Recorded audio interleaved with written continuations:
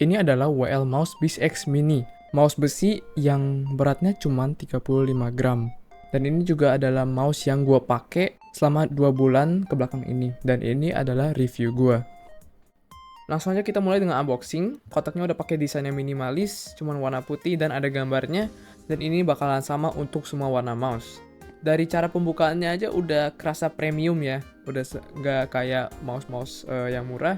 Dan isinya ada mouse sendiri, ada dongle, terus ada amplop misterius yang isinya ada PTV feed, grip tape, dan manual. Ada juga stiker untuk kuping dongle-nya, tas buat bawa mouse, dan kabel braided A to C.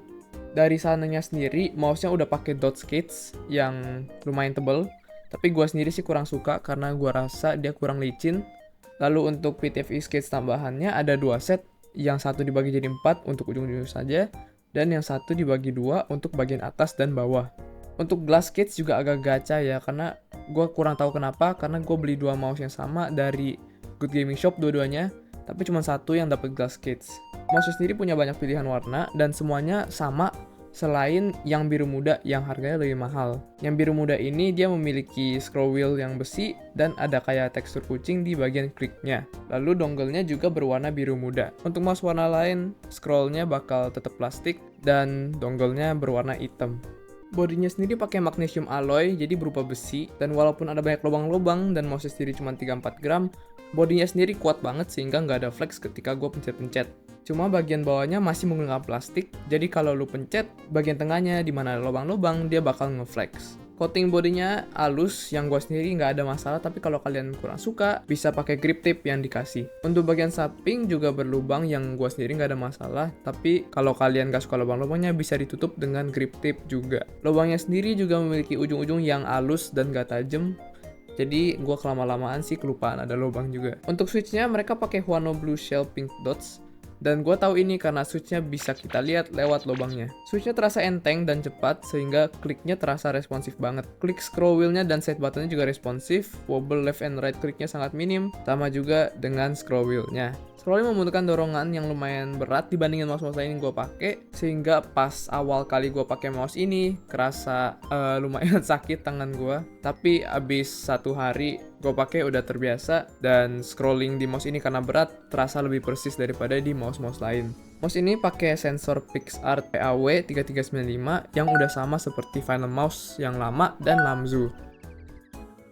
Untuk wirelessnya, dengan default mouse ini udah bisa sampai 4K Hz polling rate pakai dongle, dan 8K Hz jika kalian update firmware mouse-nya. Baterai mouse-nya sendiri nggak terlalu kuat karena ya emang mouse-nya enteng, cuman bertahan sekitar 4-5 hari dipakai menggunakan 4K Hz polling rate tanpa motion sync, dan untuk 8K Hz nggak pakai motion sync, dia cuma bisa nahan sekitar 2-3 hari sebelum harus dicas lagi. Untuk saat dicolok, mouse-nya cuma bisa 1K Hz polling rate. Mouse-nya sendiri nggak ada RGB yang gua suka, dan ini juga merupakan hal yang bagus karena baterainya sangat lemah.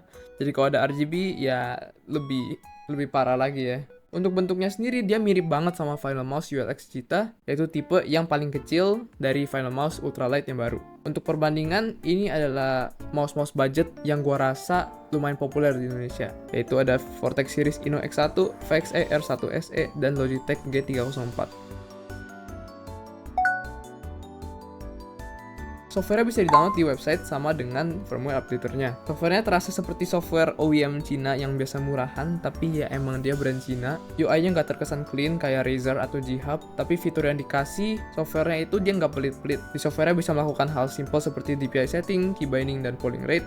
Lalu bisa juga untuk ganti di bounce time, sleep time untuk hemat baterai, lift off distance, dan ada juga fitur angle snapping kalau kalian main game tech shooter seperti Valorant atau CS, motion sync kalau kalian main game tracking kayak Apex, ripple control untuk pemain high DPI, dan high speed mode yang jujur aja gua nggak terlalu tahu ini buat apa, tapi high speed mode cuma bisa dipakai saat kalian pakai 1000 Hz polling rate, jadi gua sendiri nggak bakal pakai.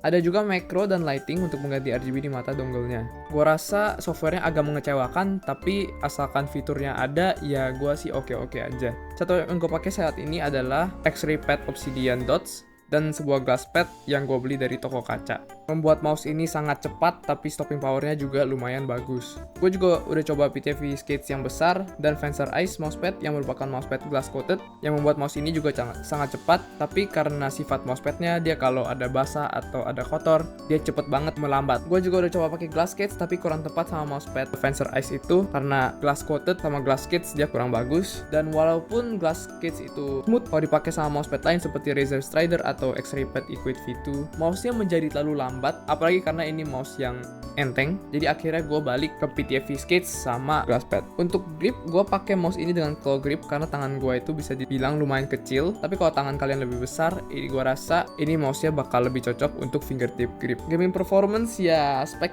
bisa berbicara di sini. 8K dan 4K itu udah smooth banget, dan kedua mouse gue nggak pernah ada masalah dengan tracking karena sensornya udah bagus. Kliknya enteng, memberikan rasa responsif dan cepat buat ngeklik kepala orang. Dan battery life-nya walaupun dia lemah, untuk gue sih belum ada masalah sama sekali pas gue lagi main. Untuk konklusinya, mouse ini ada alternatif murah untuk Finalmouse ULX atau Razer Viper SE. Karena walaupun kalian gak ngedapetin carbon body ULX atau 8K Hz motion sync Razer Viper SE, mouse ini memberikan semua hal yang lain yang didapatkan di kedua mouse itu. Mouse ini juga terasa jauh lebih premium daripada mouse-mouse lain seharga ini seperti G Pro X Superlight yang masih merupakan mouse plastik yang gue rasa build quality gak sesolid ini. Untuk gue sendiri, gue bakal rekomend mouse ini jika kalian siap untuk ngeluarin duit 2 juta buat beli mouse. Karena walaupun mouse ini nggak menjamin lu jadi lebih jago, tapi mouse ini memberikan gua experience yang lebih bagus dibandingkan pengalaman gua pakai mouse-mouse lain. Sehingga sekarang kalau gua pakai mouse lain, kerasanya kayak gua megang batu.